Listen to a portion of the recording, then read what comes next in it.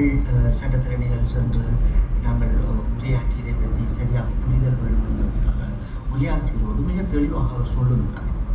இந்த 27 நாடுகளும் அரசியல் சித்தாந்தப்படி ஒருமித்த குரலாக அவர்கள் முன்மொழிகின்ற போதுதான் இந்த விடுதலை ஈழத்தமிழர்கள் கிடைக்கப்படும் என்கின்றார்.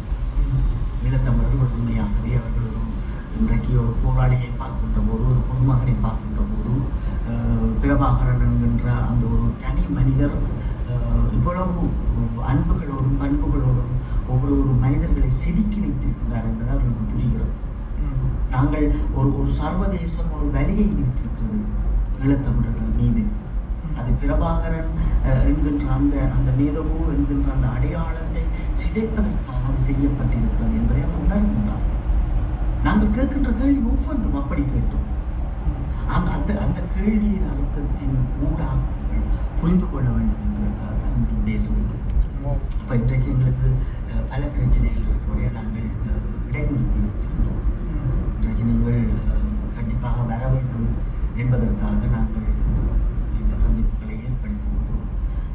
பிறகு நாங்கள் எங்களுடைய இந்த பிரச்சனைகள் முடிந்து கொண்ட போது எங்களுடைய நேரலையை நாங்கள் தொடர முடியும். என்னவென்றால் இங்கே இருக்கின்ற பிரச்சனை ஒரு பொதுமகனாக வந்து பேசுகின்ற போது, அதை நான் கையாளுகின்ற போதும் அது ஒரு வலுவாக ஆக்கப்படும்.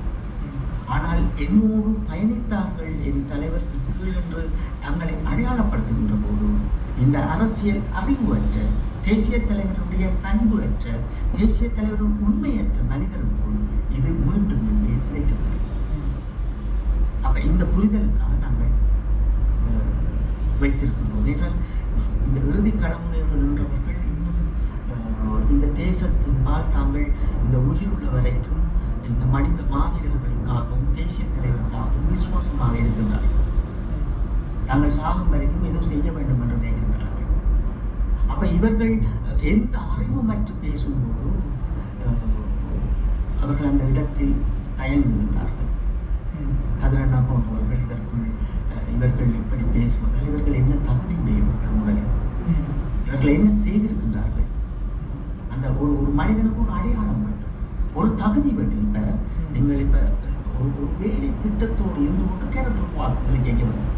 ஒரு வேலை திட்டங்களோடு இருந்து கொண்டு அந்த மக்களை நாங்கள் எங்கள் வசப்படுத்த வேண்டும், உண்மைகளை கடத்த வேண்டும். ஒரு இளைய சமூகம் பிழைவிடுவது அது ஒரு இயல்பான விடயம். 2 தலைமுறை எங்கேயோ ஒரு இடத்தில் சிக்கப்பட்டிருக்கிறது. அது பகைவனுடைய திட்டம், நாங்கள் கடந்து போகலாம். ஆனால் வருகின்ற சமுதாயத்துக்கு ஒரு நல்ல கருத்துக்களை நாங்கள் கொண்டு போகின்ற போது அதை தெளிவுபட சிந்திக்கிறோம். உண்மையில் ஒரு கருத்தை நாங்கள் எடுத்து வைக்கின்ற போது இது சாத்தியமா, இது உண்மையா, தேசிய தலைவர் என்பது யார், இது சர்வதேசத்தில் எவ்வளவு மாயங்களாக பார்க்கப்படும், எவ்வளவு உண்மைகளாக இது மாற்றம் பெறும், எவ்வளவு அது உண்மைகளை தோற்கடிக்கும் என்று சிந்திக்க வேண்டும். அதனடித்து நாங்கள் இந்த ஈழத்தமிழ் கருத்தரங்கை தொடர்ந்திருக்கோம். அதுலேயும் வந்து தேர்தல் இதில் வந்து 50க்கு 50 பெண்களை வந்து நிப்பாட்டுறது முக்கியம் இல்லை. அந்த 50% பெண்களையும் வந்து வெற்றி பெற வைக்கிறது தான் மிக முக்கியம்.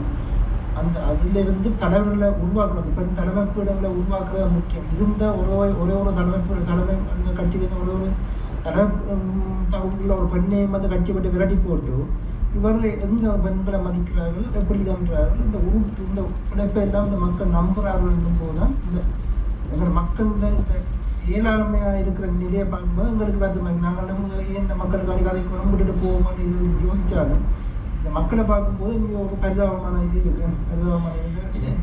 இது வந்து யார் தெளிவுபட வைத்திருக்கிறோம். இப்போ இதில் ஒரு விடயம் என்னென்றால், நாங்கள் சிறை சென்ற பிறகு இதை யார் தெளிவுபடுத்தியிருக்கிறோம். இந்த அமைப்புகளோடு இருந்தவர்களும் அரசியல்வாதிகளும் இந்த இந்த சட்டங்களை படித்தவர்களும் மக்களை நெறிப்படுத்தியிருக்க வேண்டும், அல்லது கல்விமான்களாவது மக்களை நெறிப்படுத்தியிருக்க வேண்டும், அல்லது ஊடகவியலாளர்கள் மக்களை நெறிப்படுத்த என்ன ஒரு சமூகத்தின் அடையாளம் ஊடகவியலாளர்கள்.